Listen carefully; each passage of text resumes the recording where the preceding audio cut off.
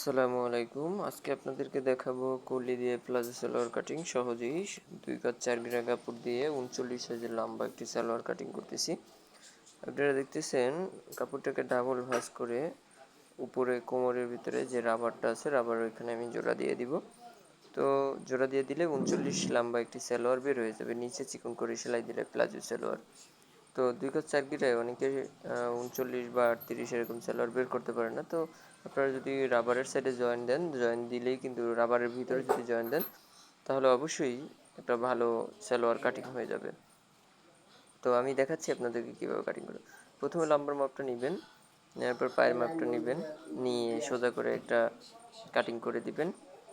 আমি লম্বা নিলাম 39, হাই নিলাম 15।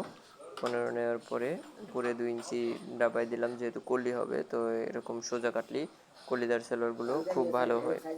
তো এখন খুব সুন্দরভাবে প্লাজোটা কাটিং হয়ে গেছে একদম সহজে অল্প সময়ের ভিতরে। আপনারা যদি না বুঝতে পারেন অবশ্যই কমেন্ট করে জানাবেন, আমি আপনাদেরকে বুঝিয়ে আরও সুন্দর করে প্লাজো কাটিং শিখিয়ে দিব একদম সহজে।